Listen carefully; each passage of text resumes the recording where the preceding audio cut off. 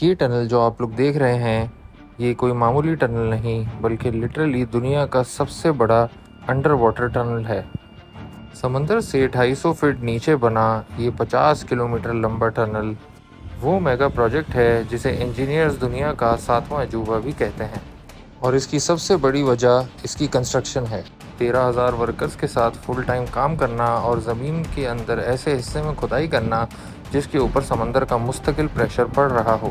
Engineers کی ایک چھوٹی سی غلطی اس ٹنل کو پانی سے بھر کے انسان اور مشینری کو ہمیشہ کے لیے تباہ کر سکتی تھی، اور وہ بھی صرف چند سیکنڈز میں۔ بلوانیز ولاگز کی ایک اور ویڈیو میں آپ کو ویلکم کیا جاتا ہے۔ ناظرین، قریب 13,000 سال پہلے جب آخری آئس ایج ختم ہو رہی تھی تو اس نے انگلینڈ اور یورپ کو ایک دوسرے سے الگ کر دیا تھا۔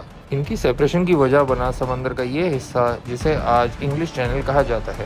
ویسے تو یہ چینل کافی پھیلا ہوا ہے لیکن اس پوائنٹ پہ آ کر یہ کافی نیرو ہو جاتا ہے، اور اس جگہ پہ انگلینڈ اور فرانس ایک دوسرے سے صرف 33 کلومیٹرز کی دوری پہ ہوتے ہیں۔ ماضی میں اس دوری کو ختم کرنے کی بہت سی کوششیں کی گئیں لیکن کافی جانیں گنوانے کی وجہ سے ان کوششوں کو بند کر دیا گیا، کیونکہ شاید اس وقت ٹیکنالوجی بہت لمیٹڈ ہوا کرتی تھی۔ لیکن 20ویں صدی میں جب ٹیکنالوجی اپنے عروج کو جانا شروع ہوئی تب آخر کار فرانس اور یونائٹڈ کنگڈم کی اس دوری کو ختم کرنے کے بارے میں ایک بار پھر سے سوچا گیا۔ یہ 1980s کا دور تھا جب بڑی سے بڑی مشین بنانا بھی ممکن تھا۔ مشین بنانے کے ساتھ ساتھ ایک اور بھی بڑا چیلنج تھا، اور وہ تھا انگلینڈ کو منانا۔ انگلینڈ کے ٹھنڈے پانی نے ہمیشہ دشمنوں پہ انگلینڈ کو بھاری ہاتھ دیا ہے۔ نیپولین سے لے کر ہٹلر تک انگلینڈ پہ کئی بار حملہ کرنے کا منصوبہ بنایا گیا، لیکن یہ انگلش چینل ہی تھا جو ہر دفعہ رکاوٹ بنا اور انگلینڈ کو برتری حاصل رہی۔ ورلڈ وار 2 میں ہٹلر نے تو فرانس کے ایک کیلے نامی گاؤں سے ایک انڈر واٹر ٹنل بنانے کا بھی سوچا تاکہ انگلینڈ کے اوپر حملہ کیا جا سکے، لیکن بدقسمتی سے یہ پروجیکٹ کبھی شروع ہی نہ ہو سکا۔ ہٹلر کے مرنے اور ورلڈ وار 2 کے ختم ہونے کے بعد یورپ میں بہت تبدیلی آنا شروع ہو گئی۔ بزنسز بوم کرنے لگے اور ہر طرف صرف خوشحالی ہی خوشحالی تھی۔ فرانس اور انگلینڈ جو کبھی دشمن تھے انہوں نے انگلش چینل کے تھرو ٹریڈ کرنا شروع کر دیا۔ دیکھتے ہی دیکھتے وقت گزرتا گیا اور 1986 میں ان دونوں کنٹریز نے ڈیسائیڈ کیا کہ انگلینڈ اور فرانس کے درمیان دوریاں ختم کی جائیں اور اس رکاوٹ کو دور کر کے انگلینڈ اور فرانس کو آپس میں کنیکٹ کر دیا جائے۔ اس بات پہ انگلینڈ میں کافی زیادہ احتجاج ہوا کیونکہ انگلش لوگوں کو اس آئلینڈ کی سلطنت پہ فخر تھا۔ خیر، کافی مہینوں کی بات چیت کے بعد دونوں ملکوں کی حکومت نے ایک انڈر سی ٹنل بنانے کا معاہدہ کر لیا۔ اسے چینل ٹنل کا نام دیا گیا، جسے لوگ اکثر یورو ٹنل بھی کہا کرتے ہیں۔ ایگریمنٹ میں یہ طے پایا تھا کہ دونوں کنٹریز اپنے اپنے اینڈ سے ٹنل کھودیں گی اور یہ ٹنل سینٹر پوائنٹ میں آ کے جوائن ہو جائیں گے۔ یہ پروجیکٹ شروع ہونے سے پہلے ہی ایک بہت بڑا فیلئر لگ رہا تھا۔ سمندر کے نیچے 38 کلومیٹر لمبا ٹنل بنانا کوئی ایسا آسان پروجیکٹ نہیں تھا کہ کوئی ایک انجینئرنگ کمپنی اسے کرنے کی ہمت کرتی۔ آخر کار یہ طے پایا کہ 10 انجینئرنگ کمپنیز ایک ساتھ کولیبریٹ کر کے اس پروجیکٹ کو کمپلیٹ کریں گی۔ چینل ٹنل کا ڈیزائن بننے سے پہلے یہ جاننا ضروری تھا کہ ٹنل کے اندر کس قسم کی ٹرانسپورٹ چلے گی اور یہ شروع کہاں سے ہوگا اور ختم کہاں پہ ہوگا۔ میوچول انڈرسٹینڈنگ سے یہ طے پایا گیا کہ انگلینڈ اور فرانس کے درمیان ریلوے لوپ چلے گا، جس میں ایک ٹرمینل فرانس کے شہر کیلے اور دوسرا ٹرمینل انگلینڈ کے شہر فوک سٹون میں ہوگا۔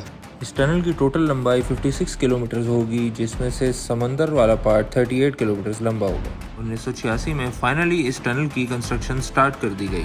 جو سب سے بڑا مسئلہ انجینئرنگ کمپنی کو فیس کرنا پڑا وہ تھا ٹنل بورنگ مشین کا، کیونکہ آج سے پہلے اس قسم کا کوئی پروجیکٹ نہیں بنا تھا، اس لیے اس خاص سائز کی ٹنل بورنگ مشین بھی اویلیبل نہیں تھی، لہٰذا اس ٹی بی ایم مشین کو اسکریچ سے بنانا پڑا۔ ہزاروں میل دور اس ٹی بی ایم مشین کو بنانے کا کام امریکہ کے شہر سیئٹل میں رابنز نامی کمپنی کو سونپا گیا، جو بورنگ مشین بنانے کے ایکسپرٹس ہیں۔ یہ مشین بننے کے بعد 800 فٹ لمبی اور 1500 ٹن وزنی نکلی۔ اس بورنگ مشین کا ڈائی میٹر 50 فٹ تھا اور اس کے آگے ٹنگسٹن کاربائڈ کے کئی سو تیز دھار بلیڈ نصب تھے۔ اس میں لگے ہوئے ہائیڈرولک لیگز بورنگ مشین کو آگے کی طرف پش کریں گے۔ مٹی اور دیگر ٹوٹا ہوا ملبہ نکالنے کے لیے مشین کے اندر ہی ایک کنویئر بیلٹ بھی نصب تھا۔ وہ ملبے کو سروس ٹرین تک لے کر جائے گا اور پھر یہ ٹرین ملبے کو ٹنل سے باہر لے جائے گی۔ یہ ٹنل بورنگ مشین اپنے آپ میں ہی ایک عجوبہ تھی۔ پرانے زمانے میں پہاڑوں کے اندر بلاسٹ کر کے ٹنل بنایا جاتا تھا، اس کے مقابلے میں یہ ماڈرن مشین ڈیولپرز کے لیے بڑی نعمت تھی۔ مگر یہ نئی ٹنل بورنگ مشین اپنے ساتھ ڈھیر سارے خطرے بھی لے کر آئی۔ سمندر کے 250 فٹ نیچے اگر بورنگ کے دوران ذرا سا بھی پانی آ گیا تو اس کا اتنا زیادہ پریشر ہوگا کہ وہ انسان سمیت ساری مشینری کا بیڑا غرق کر دے گا۔ ایک سروے سے معلوم پڑا کہ انگلینڈ کی سائڈ پہ جو سمندر ہے اس کے نیچے پانی کی سطح میں چاک کی لیئر ہے جو اس پانی کو ٹنل میں آنے سے روکے گی، مگر فرانس کے سمندر کی سطح میں کافی کریکس ہیں جہاں پہ یہ ٹی بی ایم مشین کام نہیں کر پائے گی۔ اس وجہ سے اس کے لیے ایک الگ سے نئے ٹی بی ایم بنانے کا فیصلہ کیا گیا جو ٹنل بورنگ کے ساتھ ساتھ ایک سب مرین بھی ہوگی۔ یہ پانی کا اتنا پریشر برداشت کر پائے گی جتنا ورلڈ وار 2 کی سب مرینز برداشت کر پاتی تھیں۔ جب یہ مشین تیار ہوئی تو یہ اپنے ساتھ ایک نیا چیلنج لے کر آئی۔ اب چیلنج یہ تھا کہ زمین سے 200 فٹ نیچے اس مشین کو کیسے پہنچایا جائے۔ پھر اس مشین کو ڈس اسمبل کیا گیا اور ایک ایک پیس الگ سے زمین کے نیچے پہنچایا گیا۔ زمین کے نیچے اس مشین کو واپس سے انسٹال کیا گیا جس میں کئی مہینوں کا وقت لگا اور ساتھ ہی لاکھوں ڈالر کی لاگت بھی آئی۔ اب تک پروجیکٹ کو سٹارٹ ہوئے 2 سال گزر چکے تھے۔ 1988 میں فائنلی ٹنل کے دونوں سائڈز پہ کھدائی کا کام شروع کر دیا گیا۔ مٹی اور پتھر کے بے تحاشا ملبے کو ڈسپوز کرنا بھی اپنے آپ میں ایک اور ٹاسک تھا۔ ایک دن میں یہ مشین 750 اسکوائر فٹ پتھر کے ملبے کو کاٹ رہی تھی اور ایک ہی گھنٹے میں صرف 2400 ٹن ملبہ جمع ہوتا جا رہا تھا۔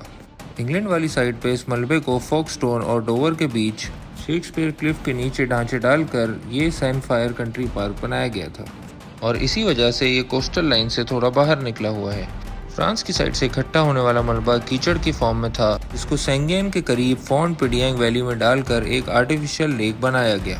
ایک طرف ٹنل کے اندر سے اتنا ملبہ نکالا جا رہا تھا تو دوسری طرف ٹنل کے اندر لے جانے والا سامان بھی تعداد میں کافی زیادہ تھا۔ جیسے جیسے ٹی بی ایم بور کرتا جا رہا تھا ویسے ویسے ہی لوز راک اور چاک کی سیل کو مضبوط کرنا بھی بے حد ضروری تھا، کیونکہ اگر اوپر کے پانی نے ٹنل کی طرف رستہ بنا لیا تو پھر اسے روکنا ناممکن ہو جائے گا۔ اس کام کے لیے ٹنل کے سائز کے گول کانکریٹ کے سلیبز کو فٹ کیا جا رہا تھا۔ یہ کانکریٹ نیوکلیر پلانٹس میں استعمال ہونے والے کانکریٹ سے بھی زیادہ مضبوط ہوتا ہے۔ ری انفورس اسٹیل سے بنے چینل ٹنل میں قریب 7.5 لاکھ کانکریٹ سلیب استعمال ہوئے۔ ان سلیبز کے ایک رنگ کا وزن 40 ٹن کے برابر ہے، یعنی یہ اتنا کانکریٹ ہے جس سے 8 برج خلیفہ جیسی بلڈنگز بنائی جا سکتی ہیں۔ ان کو سروس ٹرین میں ڈال کر ٹنل تک پہنچایا جانے لگا جہاں پہ ایک اسپیشل مشین ان کو اپنی جگہ پہ فٹ کرتی جا رہی تھی۔ اسی طرح دیکھتے ہی دیکھتے کئی ہفتے اور مہینے گزرتے گئے۔ دونوں ملکوں کی طرف سے ٹنل کا کام آگے بڑھتا گیا۔ اب سب کو بے صبری سے یہی انتظار تھا کہ کب اس ٹنل کے دونوں کونے آپس میں ملیں گے، لیکن بظاہر یہ کام جتنا آسان لگ رہا تھا حقیقت میں اتنا ہی زیادہ کمپلیکیٹڈ تھا۔ اگر دونوں ٹی بی ایم صحیح ڈائریکشن میں آگے نہیں بڑھیں گی تو یہ دونوں ٹنلز کبھی سمندر کے نیچے آپس میں نہیں مل پائیں گے۔ اس مسئلے کے حل کے لیے لیزر بیم گائیڈنس سسٹم کا استعمال شروع کر دیا گیا۔ ایک لیزر انگلینڈ والی مشین میں لگا تھا تو دوسرا لیزر فرانس کی مشین میں۔ دونوں گائیڈنس سسٹم آپس میں ایک دوسرے سے وائرلیسلی کنیکٹڈ تھے۔ جب بھی کوئی ایک مشین اپنی پوزیشن بدلتی تو laser guided system main computer سے سگنل بھیج کے ہائیڈرولک جیک سے بورنگ مشین کے ہیڈ کی پوزیشن چینج کر دیتا، جس سے دونوں ٹنلز واپس سے ایک دوسرے کے ساتھ الائن ہو جاتے تھے۔ اب دیکھنا یہ تھا کہ یہ گائیڈنس سسٹم صحیح سے کام کر بھی رہا تھا کہ نہیں۔ یہ کنفرم کرنے کے لیے طے پایا گیا کہ آخری 100 میٹر کے فاصلے پہ دونوں ٹی بی ایمز کو بند کر دیا جائے گا اور پھر ایک کونے سے دوسرے کونے تک ایک اسٹیل راڈ کو بھیج کے یہ چیک کیا جائے گا کہ آخرکار یہ دونوں مشینیں واقعی الائنڈ ہیں کہ نہیں۔ 3 سال کی بورنگ کے بعد آخرکار وہ وقت آ گیا تھا کہ اب فاصلہ صرف 100 میٹر رہ گیا تھا اور پلان کے مطابق ایک اسٹیل راڈ bھیجی گئی۔ دونوں ٹنلز کی پوزیشن آلموسٹ سیم تھی، صرف اس میں 10 انچ کا فاصلہ تھا جو کہ ٹالرنس لمٹ کے اندر ہی تھا۔ اب انجینئرنگ ٹیم کے آگے ایک سب سے بڑا چیلنج کھڑا تھا۔ دونوں ٹی بی ایمز میں سے ایک ٹی بی ایم کو تباہ کرنا بہت ضروری تھا۔ ہاں، کیونکہ ٹنل میں 2 فٹ کے اب کانکریٹ سلیبز لگ چکے تھے جس کی وجہ سے اب ٹنل کا ڈایا 50 فٹ سے کم ہو کے 46 فٹ ہو گیا تھا اور ٹی بی ایم یعنی بورنگ مشین کا ڈایا میٹر 50 فٹ تھا۔ کام ختم ہونے پر 50 فٹ چوڑی مشین 46 فٹ چوڑے ٹنل سے باہر تو آ نہیں سکتی۔ اسی وجہ سے اس مسئلے کا سلوشن یہ نکالا گیا کہ دونوں میں سے ایک مشین کو تباہ کرنا ہوگا، جسے انجینئرز میکینیکل سوسائڈ بھی کہتے ہیں۔ تو بلی کا بکرا بنا انگلینڈ والا ٹی بی ایم جسے زمین کے کئی 100 فٹ نیچے بھیجا گیا اور پھر اسے وہیں چھوڑ دیا گیا جہاں یہ ٹی بی ایم آج تک دفن ہے۔ اب کنسٹرکشن کا فائنل مومنٹ بالکل قریب تھا۔ فرینچ ٹی بی ایم آگے بڑھ کر فائنلی انگلش ٹنل سے جا ملا اور پھر اس فرینچ ٹی بی ایم کو ڈس اسمبل کر کے ٹنل سے باہر نکال لیا گیا۔ अब आप सोच रहे होंगे कि डिसअसेंबल तो इंग्लिश टीबीएम को भी किया जा सकता था, तो फिर उसे दफन क्यों किया? असल में टीबीएम मशीन को डिसअसेंबल करने में जितना खर्चा हो रहा था, उससे बहुत ही कम पैसों में नई टीबीएम मशीन तैयार हो जाती। इसके लिए फिर कंपनी काफ़ी ऑप्शंस को देखती है और उसके बाद फैसला करती है कि इस स्पेसिफिक मशीन को हमेशा के लिए दफन करना है या फिर इसे वापस बाहर निकालना है। 13,000 सालों में पहली बार दोनों कंट्रीज़ के बीच में लैंड कनेक्शन बनने जा रहा था। इन दोनों कंट्रीज़ के जितने वर्कर्स काम कर रहे थे, उनमें से हर एक को चुना गया और आखिरी चॉक लेयर को जैक हैमर से तोड़ा गया और मीडिया इवेंट के लिए एक दूसरे से फ्लैग्स एक्सचेंज किए। हज़ारों साल पहले ग्लेशियर्स की वजह से जुदा होने के बाद फाइनली अब इंग्लैंड और फ्रांस एक हो चुके थे। ये वाकई एक बहुत बड़ी कामयाबी थी जिसे सेलिब्रेट करने के लिए जश्न मनाया गया। कई सालों की खून पसीने की मेहनत आखिरकार रंग ला चुकी थी। फिनिशिंग का काम ख़त्म होने के बाद 6 मई 1994 को फाइनली इस टनल का इफ्तिताह कर दिया गया। इस प्रोजेक्ट की कॉस्ट को अगर आजकल की कॉस्ट से कंपेयर किया जाए तो ये 12 बिलियन पाउंड्स बनते हैं। टनल कंस्ट्रक्शन के वक्त 13,000 लोग काम करते थे, जबकि 10 लोग हादसाती तौर पर टनल कंस्ट्रक्शन के दौरान जान से हाथ धो बैठे। इस पूरे प्रोजेक्ट में टोटल 3 टनल्स हैं, जिसमें से 2 टनल्स ट्रेन के लिए हैं और 1 टनल इमरजेंसी के लिए रखा गया है। आज हर रोज़ करीब 60,000 पैसेंजर्स इस टनल को इस्तेमाल करते हैं, जिसमें 4,600 ट्रक्स, 140 कोचेज़ और 7,300 गाड़ियां भी शामिल हैं, जिनको कार्गो ट्रेन में पार्क करके टनल क्रॉस करवाया जाता है। उम्मीद है बिलवानीज़ व्लॉग्स की ये वीडियो आपको बेहद पसंद आई होगी। मिलते हैं नेक्स्ट वीडियो में। Take care.